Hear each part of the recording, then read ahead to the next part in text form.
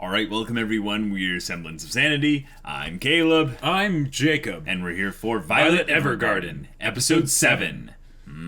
Yes, that last episode was amazingly good. It was. Yeah, It was I like that they've had these, kind of episodic moments to delve more into the characters of, some of the side characters like Violet. And the others. Yeah. Yeah. It's kind of funny because Violet as a character is the one that we all kind of emotionally connect with the most. Sure. A lot of the other characters have their little moments and stuff, but they're not generally connected to the overall plot consistently enough. So maybe we're going to get a little bit of that this episode? Yeah. Because I think Mr. Diet Fried has not been touched on since he appeared. Yeah, I think we are either continuing a little bit more of the episodic stuff, or we're going to be going back to the Autumn Memoir dolls, kind of overall just, kind of building Right. and dealing Place with of business. Yeah, dealing with more things from them there. But other than that, I kind of like also the overall episodic content mini stories more so than just the general overall plot. I mean, they're very good. So the one with the princess was fantastic. Yep. The last episode was amazing. The one with the siblings was also really good. Oh yeah. So looking forward to whatever comes in this episode. So without further ado, let's get into it. All right, guys, I'm going to start the episode in 5, 4, 3, 2, 1, now. Ooh, very posh. Oh. Is this like a play? Yeah. Okay. Ah, yes.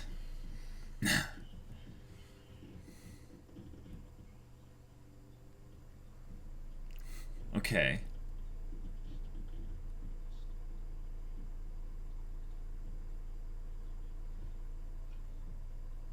Gotcha. This is a son killing the father kind of thing.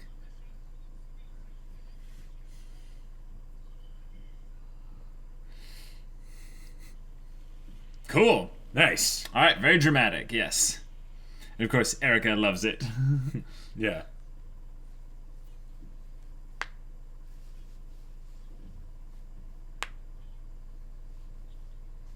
Huh.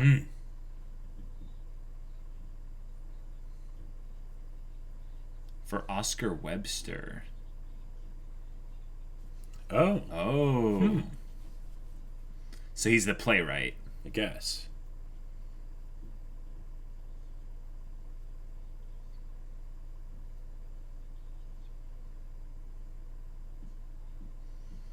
Oh.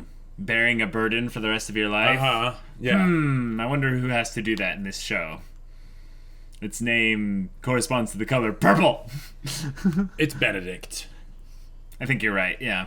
His burden is to always suck with the women, you know? Yeah. Like, just be generally a little bit too petty, you know?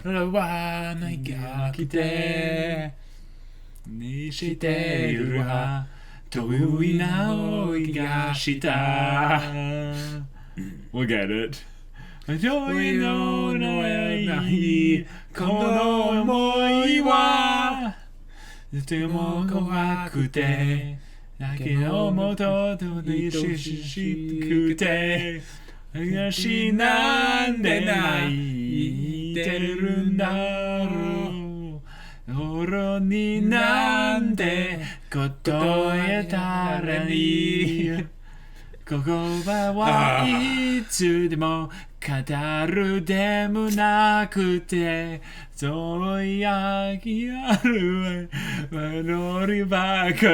don't think I'll ever get tired of seeing this opening, just because, like, it is so gorgeous. Like, just looking at it is... Yeah. Seriously. Oh. Whew.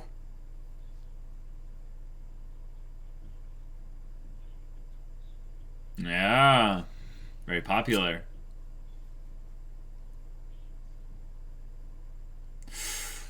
No.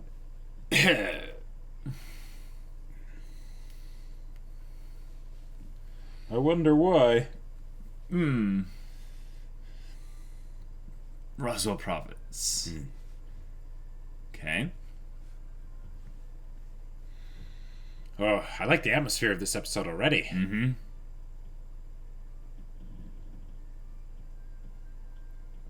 Beautiful.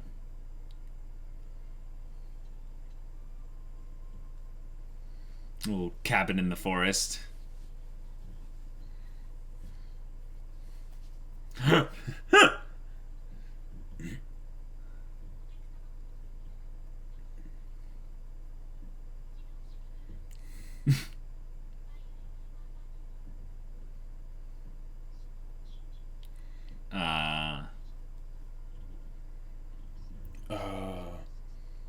Whoa. Cool. So none of the people that are currently there. Mm-hmm.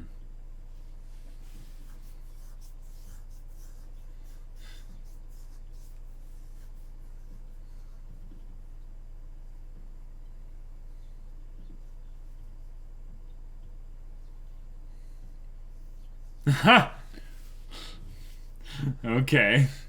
And he can tell that her hands are different, probably. Hmm.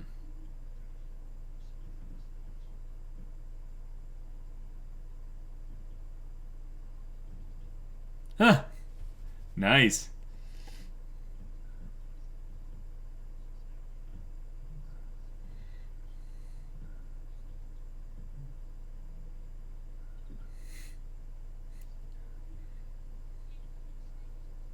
Hmm.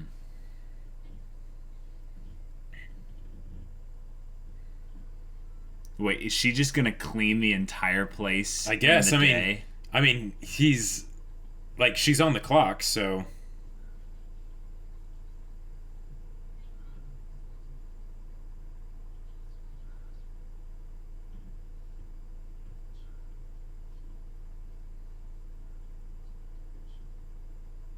Oh, what a demanding client.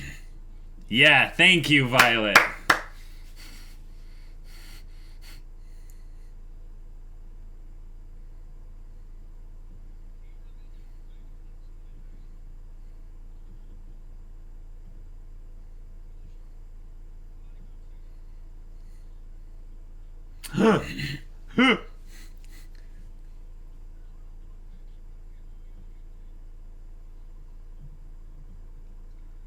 Oh.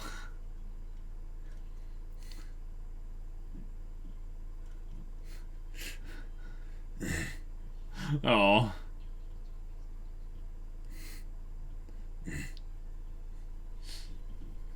Huh.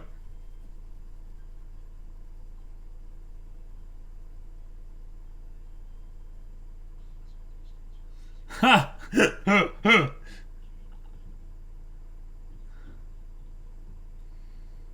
Hmm.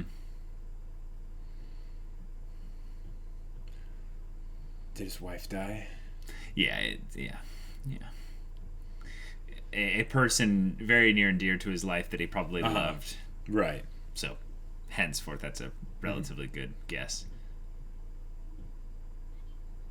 Oh.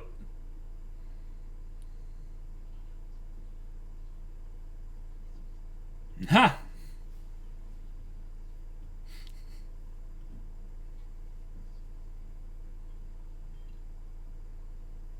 Nice.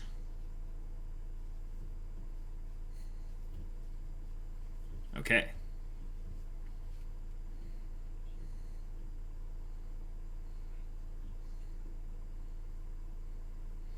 Oh, so this is the playwright. Mm-hmm. Yeah.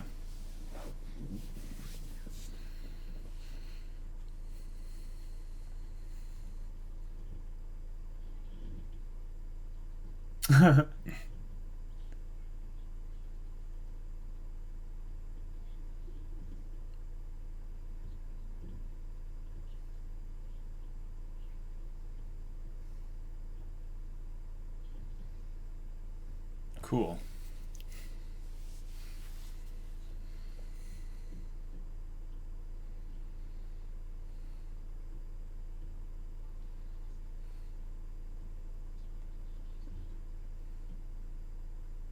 That's a good thing. Yep.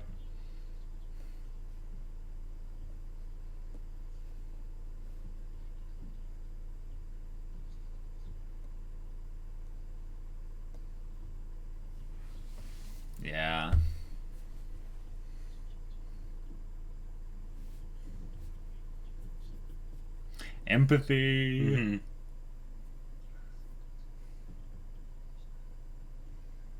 Especially from someone that can't feel as much as Right. everyone else. I really like this track.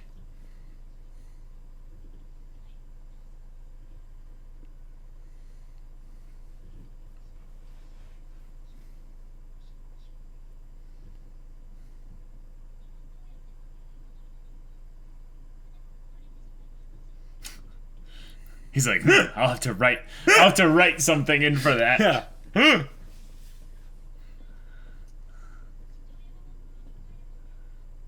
Oh shoot! So maybe it's not. Maybe it's not the wife. Maybe it's the daughter. Yeah. Yeah. Oh man. That would be even more rough.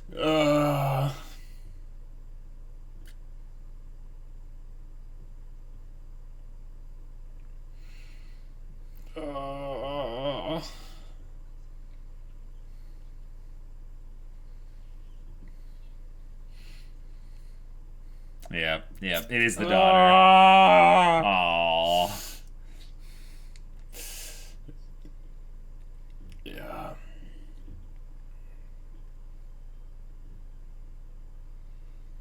Jeez.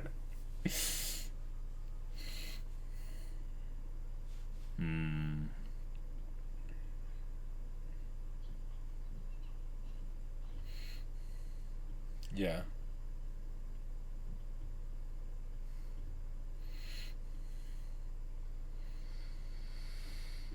Hmm.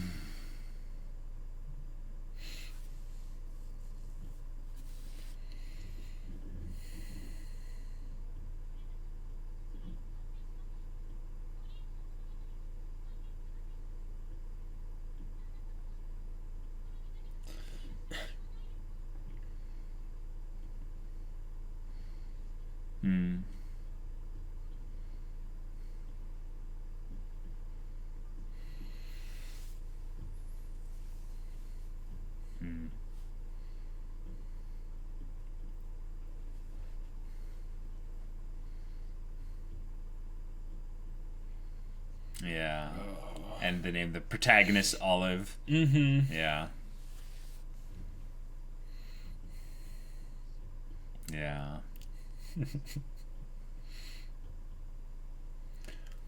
Oh wow. Okay, so wife and daughter. Yeah, but we don't know we don't know the time difference between.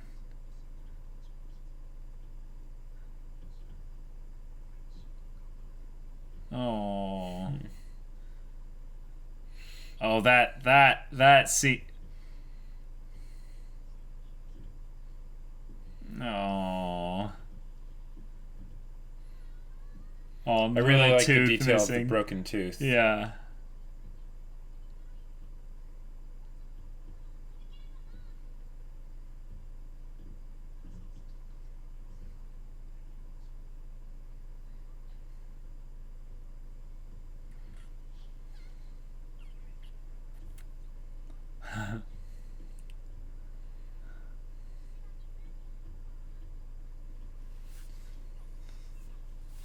Crap, does she actually do that and drown in the lake?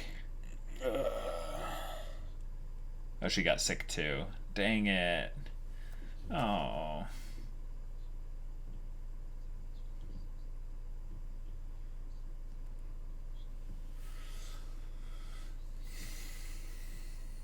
Jeez.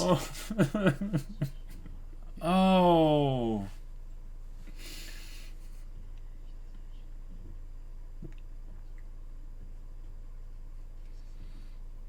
Oof.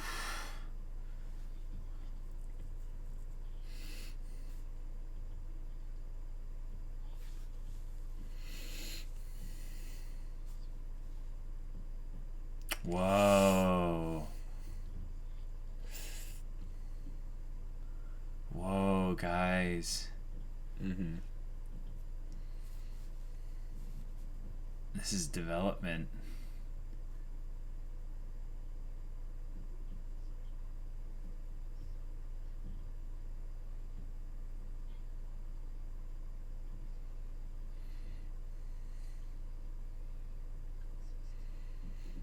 good. Of course.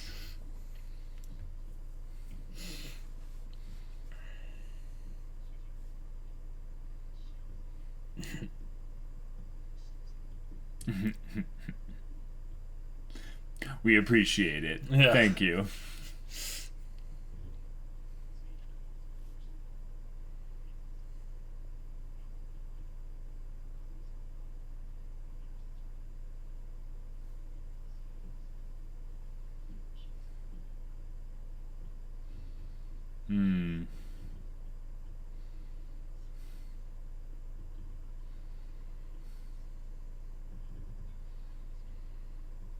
She has to walk across the water with the umbrella, exactly. The parasol, have it catch her wind. Yeah. Yeah.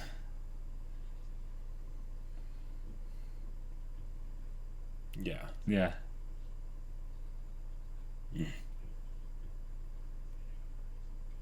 I'll bear you across the water.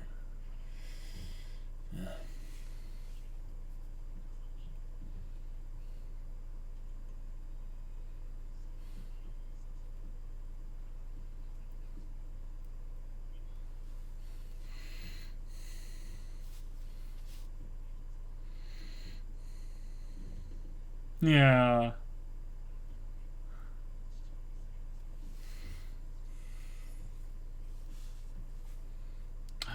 Oh, and he's asking her. He's asking her. That's so sweet.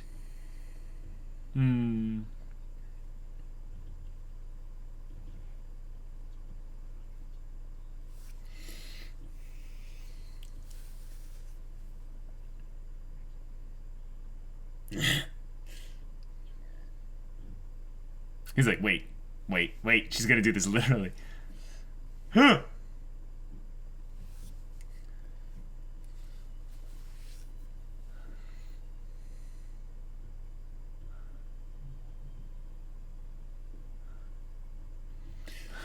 No way. She's gonna do some crazy, like...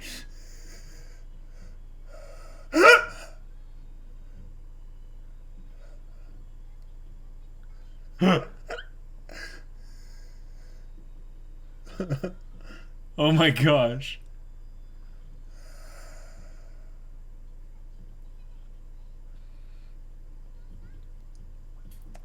Oh my gosh. Oh my gosh.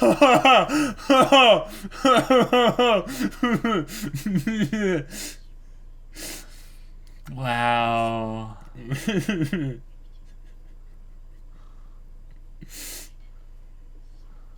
Oh. This is so perfectly adorable and sweet. Oh.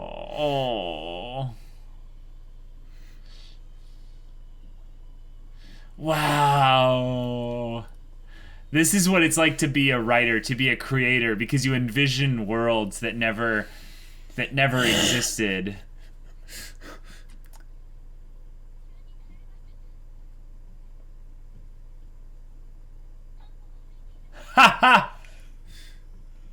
Oh.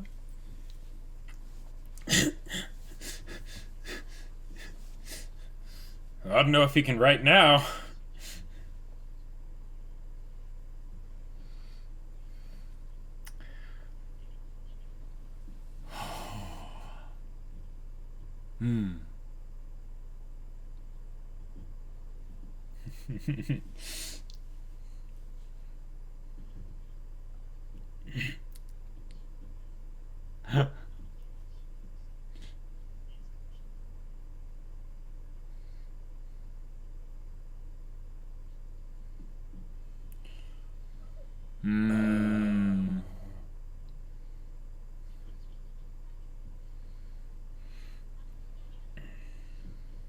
Oh.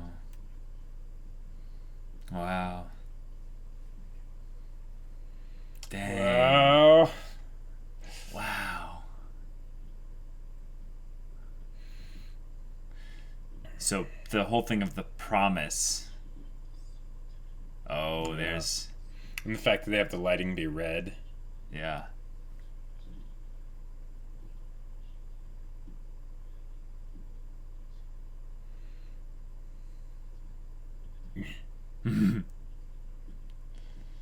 Whoa.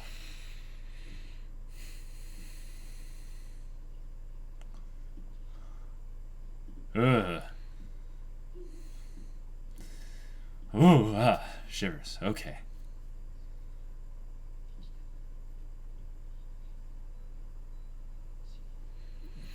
Oh, the promise. Oh. Hoo, hoo, hoo, hoo.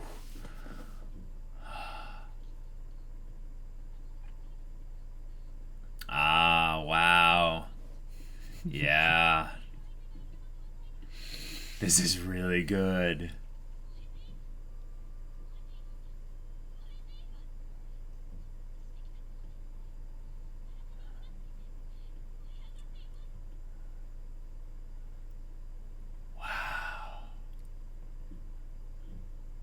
Oh, and the empty boots. Ooh.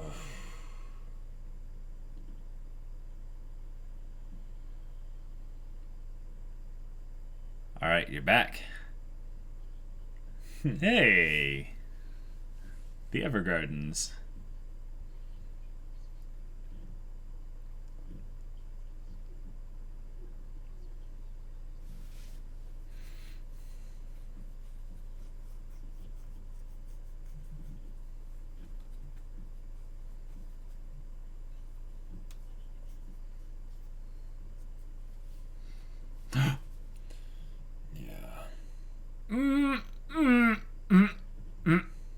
Oops.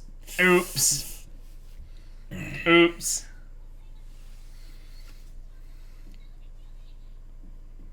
Well. Oh.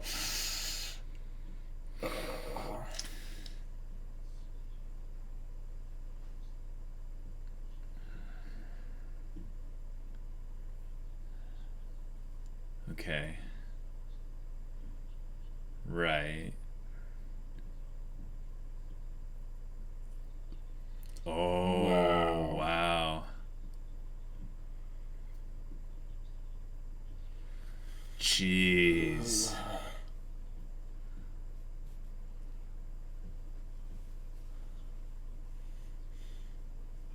Oh, crap. This is worse than... Oh. No, this is just part of the stages of grief.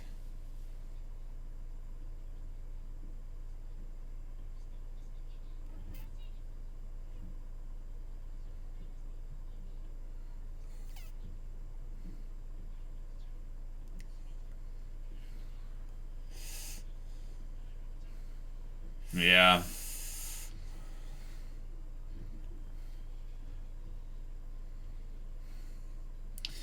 Oof.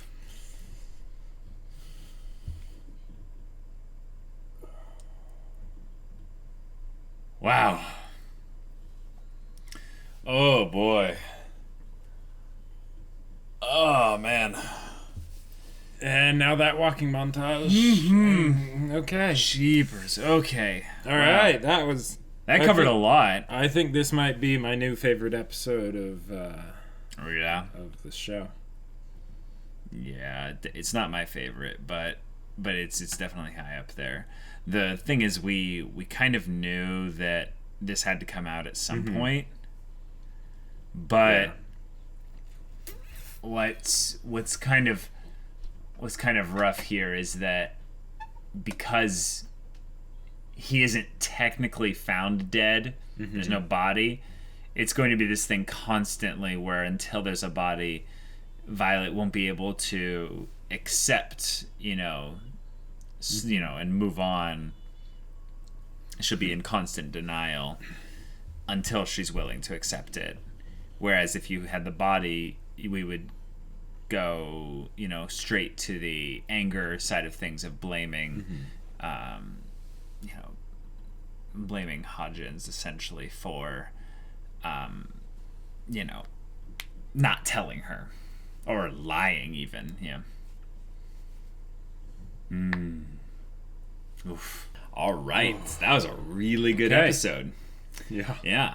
I really liked the beauty of it from the standpoint of a writer creating his own fantasy story, and we're getting to view what goes on in the heads of writers as, you know, they construct a world and characters that in some ways are a form of a self-insert, because it's not necessarily the characters for him that are the story.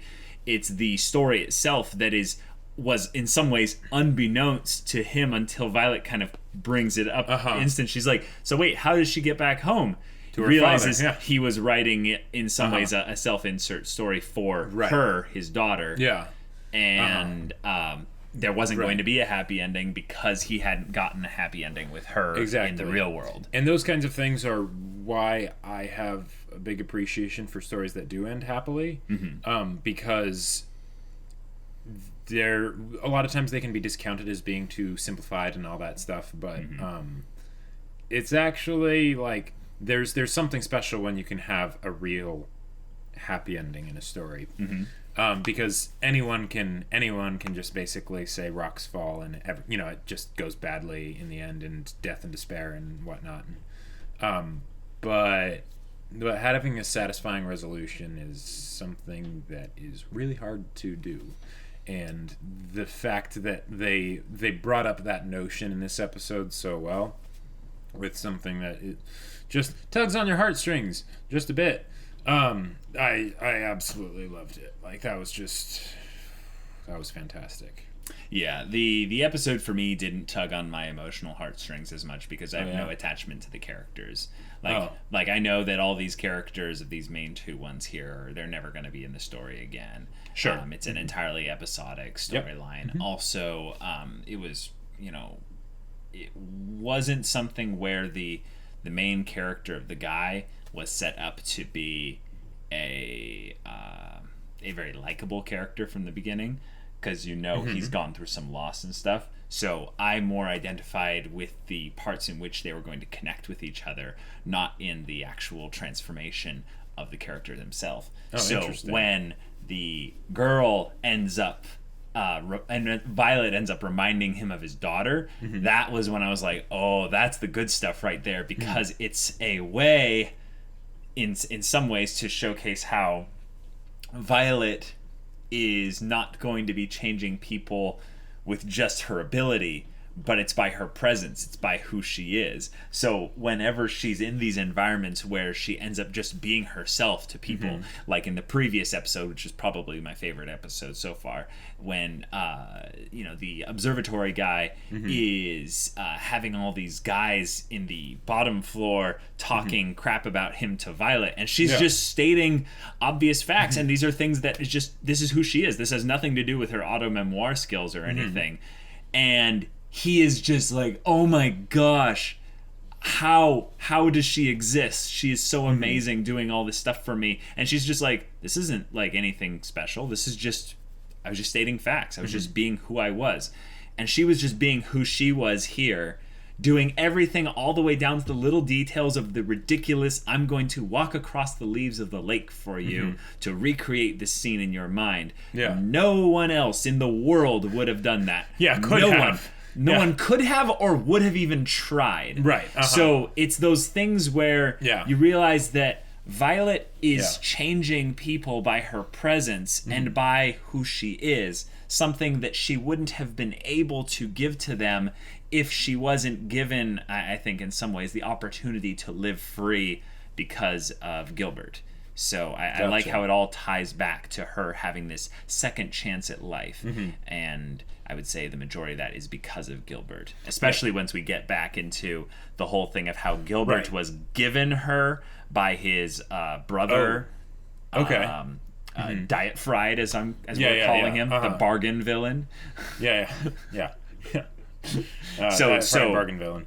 So I'm looking forward to that. The thing that made me like this episode more than the others was kind of, it, as far as from what I heard you say, seemed to be the very things that made you not like it. Because when I think about like the different storylines that they've done, one of my other favorites was the one with the two siblings. Oh yeah, I love that one. And I loved that one. Yeah. And at the beginning, they don't do a whole lot to make the brother likable, but then because of the sister, and you care about her, that causes you to have the connection to the brother, and then it gets to the part of, okay, what brought him to this state, and then of course there's how Violet is able to help out. And with this one, I was really impressed at how they handled setting up the issue and also progressing towards resolving it in the same episode when there's only two characters. So with in the case of the sibling one, right? The drinking and all that stuff, it's a lot easier to communicate quickly because you can see the effect of the person that's had to deal with this over a longer period of time, right? True.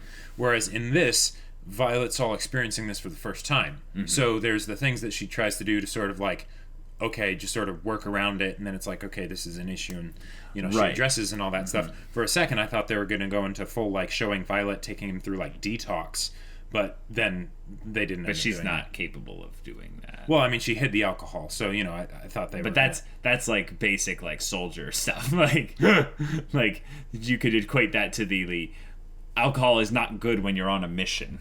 Like no, I'm not talking about anything that Violet would be doing other than the fact that the guy, I thought they were going to show him basically going through the stages of detox, and they kind of did with like the trembling hands and things like that, but they didn't go too far into it, which makes sense. They only have one episode, and they had that other stuff to do at the end, which was really great.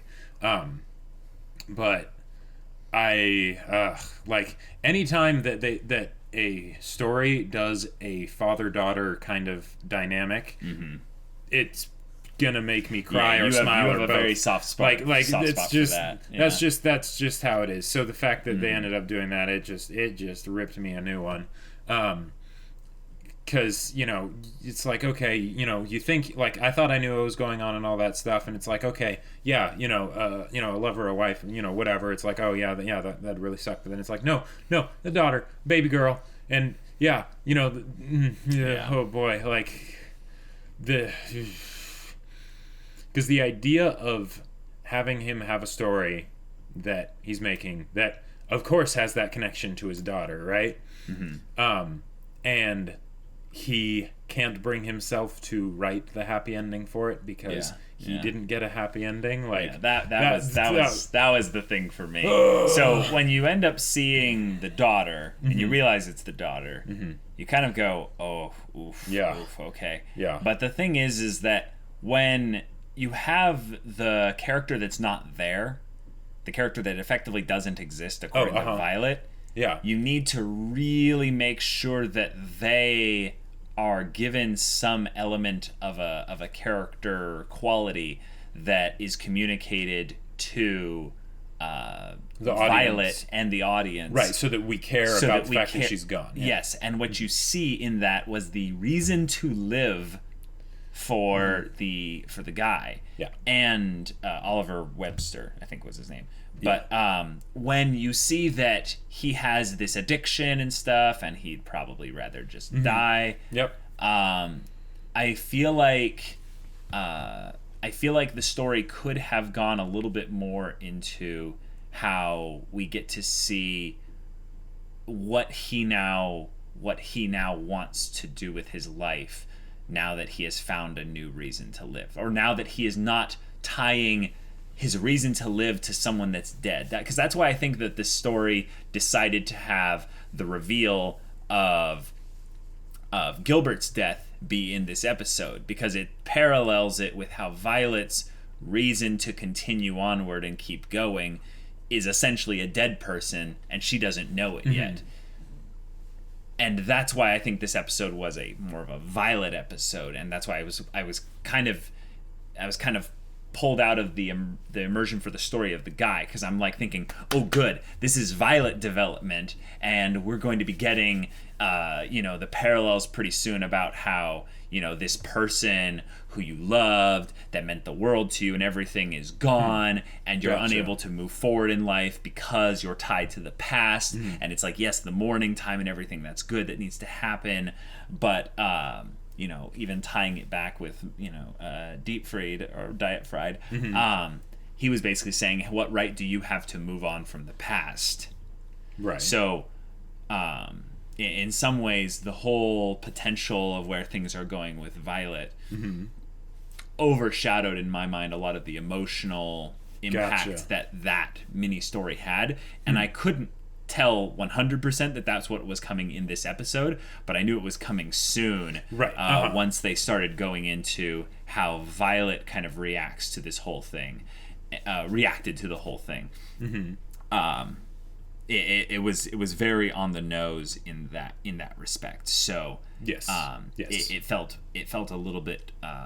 It felt a little bit less of his own story and more like a little bit of a vehicle to build up Violet's story.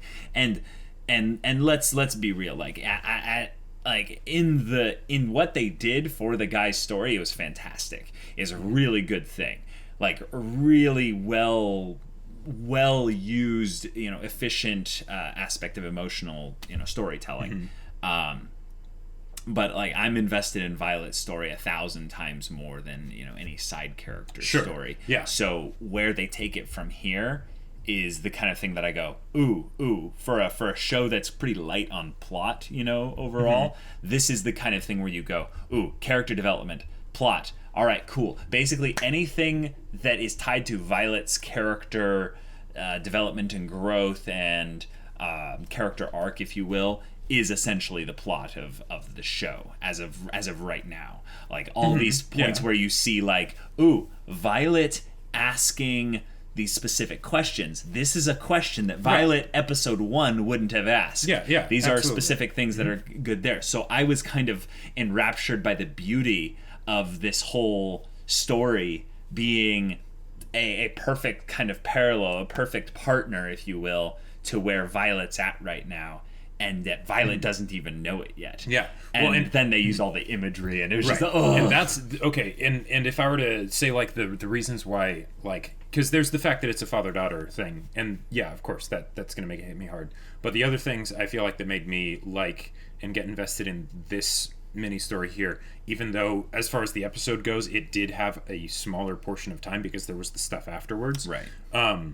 It was the fact that they made it a parallel with Violet's story, because then it's making it have a closer proximity to a character that we're already attached to. Yeah. And the fact that we got to see the ugly side of where the character was at.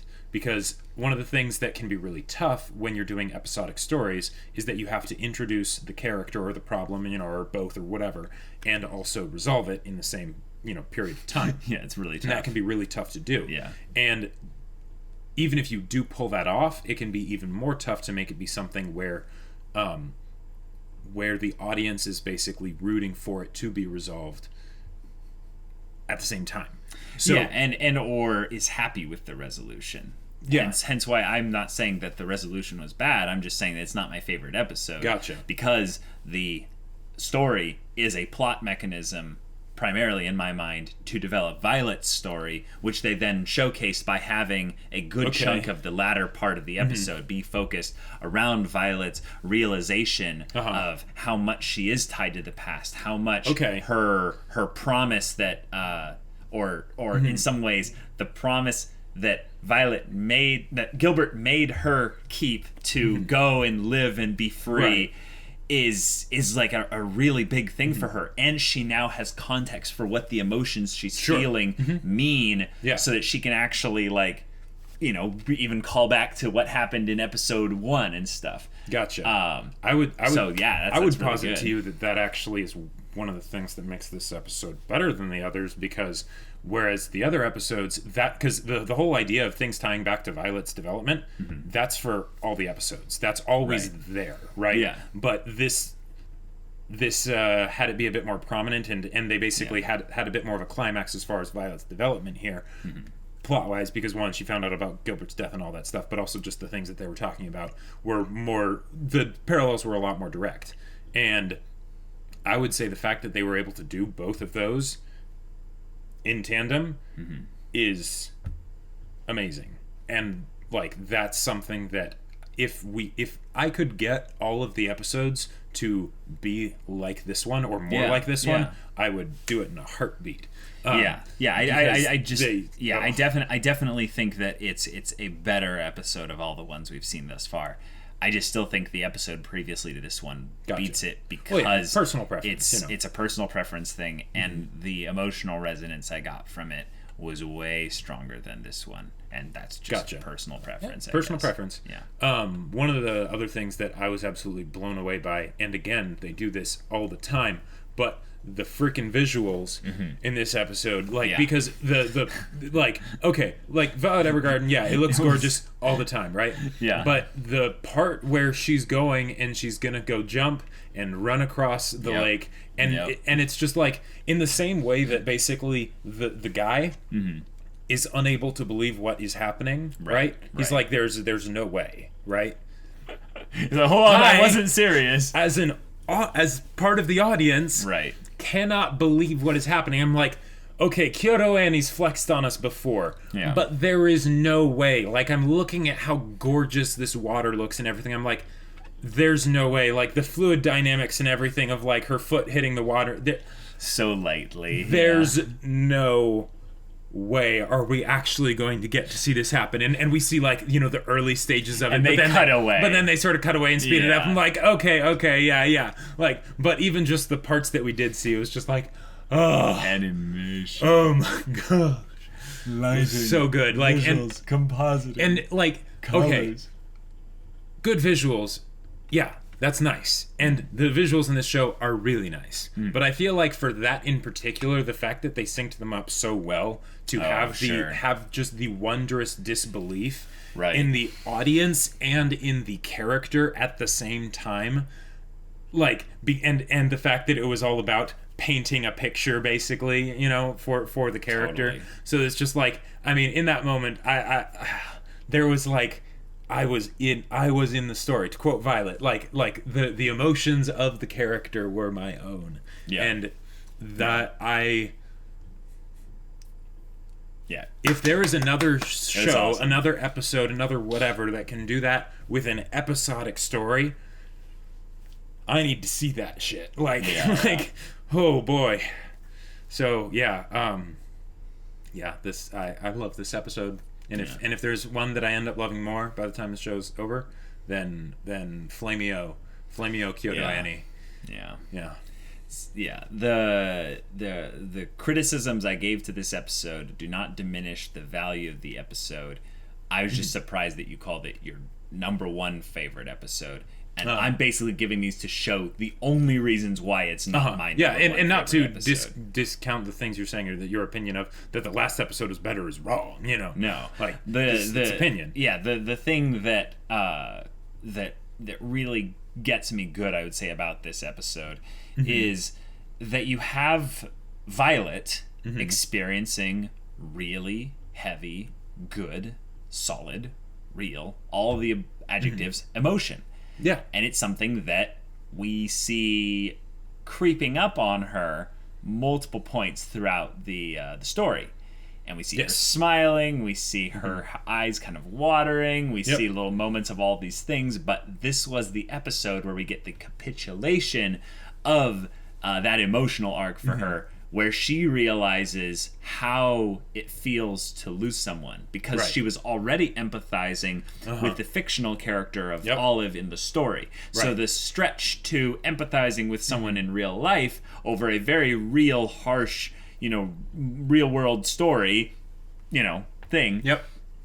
It's a very small step. It's not leaping over a lake. So what I liked seeing them do there was quietly drawing the connection between the fictional world and the real world in a very meta way. Is hilarious, because in some ways the whole point of Violet being in this episode is that she's a self-insert for Olive, who is Olivia, and then it just that's of course what you're it's amazingly meta. It's almost funny because it's so clever and witty that they would do that, but it's also genius in that we're looking at a story where we have a character that has a very bleak future ahead of them, actually. Like, if you think about... As far as Violet or the... Violet. Oh, If you think about what her future entails... Mm-hmm. Oh, hold on. A little bit of an encoding glitch there. All right. 47 minutes. All right, Caleb. 47 minutes. But if you look at Violet's, basically her story and what's coming up next for her, if she doesn't get, brought back into the military by any forceful means or whatever, awesome. But let's think about the likelihood of that, given how she has really only one person protecting her right now. And that one person she kind of hates right now because of lying to her. Right. So if Diet Fried Bargain Villain decides to exploit this, we have probably a lot more pain coming for us through Violet. Yeah. Or Violet is going to be experiencing a lot more pain. And that doesn't mean that she's not going to have a happy ending. But I like kind of them poking at that as saying like, don't worry. This story has a happy ending. Yeah. Like, maybe we have to go and get the light novels in order to experience the true happy ending. But that being said, I like how this was a story about a story in a story, kind of thing. That stuff I really like. And everything, and you could see how, like, when Violet was talking about how, like, no, Olive has to get back to her dad, you could totally see that, like, as she said, I was able to put myself in the story. I was, feeling all the things that the characters were feeling and everything. She was thinking, but, like, she's imagining, what if I could never get back to Gilbert? Like, that would just be awful, right? Yeah. That would be horrible. And the happy ending ends up happening, and it's like, oh, yes. Yep. And then she comes back and she realizes, oh, I can't. I don't have that happy ending. You know? It's just like, there you go. There you go. It's it's something that I really like about how Violet as a character is one that you might have been able to write off as the Kudere character. It's like she doesn't feel anything and stuff. Whereas this story is very quickly, I would say, even though it's a one cour, anime series and such, they're very quickly, and also in terms of capitulating it, giving you reasons to, like, doubt that very, very, like, I'm not using words correctly. Contrast and conflict with the idea of the Kudere premise for because her her whole arc is about receiving emotions. Exactly. Yep. So maybe for like the first episode, yes, she was a Kudere. Right. But almost immediately after that, they're like, nope, this character's going on an emotional arc, and you are going to see her go through that. And by the end of it, she won't look anything like this. That's kind of the insinuation, is that a Kudere would find some way to balance the two. This is someone moving away and leaving that area of being, unbeknownst to what emotion is. Sure, and I would posit that this is actually what Kuderes should aspire to be, because it's the idea that I would still call Violet a Kudere, right? I would still, just personally, I would still say that she classifies as a Kudere. I haven't seen enough anime to know how bad the trope can be used. Right, so. and the thing is that Kudere does not mean that they shouldn't have emotion. It's a way to basically draw attention to the emotion because you're dealing with more subtle expressions of it, because they don't usually feel it as it's not displayed as openly or strongly. Oh, that's or whatever. What it means? Oh, well. Yeah. That never mind then, because I mean, the extreme examples of it that are most commonly known are the people that are basically robots, either literally or figuratively. Right. But even then, the whole reason that you have something like that in a story is the opportunity to show the contradiction. Yes. So, this is a fantastic way to do that. Usually, in order for me to be like satisfied with the emotional growth that would be happening, it would need to happen over a much longer period of time. But because of the setup of how they have it, with just the style of the episodes being very emotionally focused, and there not really being much plot other than that emotional growth and development, the fact that, yeah, we saw her break down into tears in this episode, I am completely 100% on board with that. We have seen it straight up from episode 2 and onward, though. There was never an episode other than episode 1, I think, where you could claim that Violet didn't go through some unveiling of her emotions. Exactly, right. And so it is a good period of time. Like no, right. Yeah. No, I'm not saying this is too short. I'm saying the fact that it is so much the focus of the story, they're able to have it go relatively quickly, whereas in another story where it didn't have as much of a focus on the Kudere because they weren't the main character, there were a bunch of other characters, they would have to sort of space it out because they'd have to give everybody time, so to speak. Right. That's why they don't have to worry about that. Right. Yet. Given my limited understanding of Kuderes, though, I would say that's why she's not truly just a Kudere, because a Kudere doesn't, like, in of their character have their arc be about gaining emotion. Well, okay. Right? Or is that not usually right? Usually it is. Usually? When it's done well, it is. So that's probably then a very small percentage, right? Because most probably tropes are done badly. Well, okay, that's a whole other conversation. Okay. But also Gotcha. I think the main reason I think you're having an issue with Violet being called a Kudere is because it is a classification, and I think you might be thinking of it as a simplification of saying that that's all she is. She is just a cookie cutter Kudere or whatever. Gotcha. As opposed to that is a way to describe her character, but she is very much a well fleshed out character and okay, cool. all of that jazz. Yeah, you're probably right. Yeah. Okay, but, so then awesome. We now have a plot related connection to Violet's emotional character arc. I certainly hope this carries over into the next episode. That will definitely carry over into the next episode. And it will probably carry over all the way until the end of the show. Probably, yeah. So yeah, guys, it's good stuff. Great episode.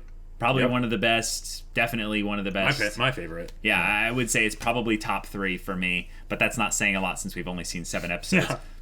It might be second best. I'm not sure. I'd have to go back and rewatch all the a episodes couple of the them show and stuff. are pretty amazing. A lot of them have been fantastic. Yeah. So yeah, guys, if you want to watch the next episode's reaction right now, go check out the link in the description below for our Patreon. You can get on early access there, and any level of support gets you access to our Discord, where you can chat with us about stories, just goofing off, anime, whatever. Yeah. And if any of that interests you, we'll see you there. But until then, we're Semblance of Sanity. I'm Caleb. I'm Jacob. And we'll see you all next time.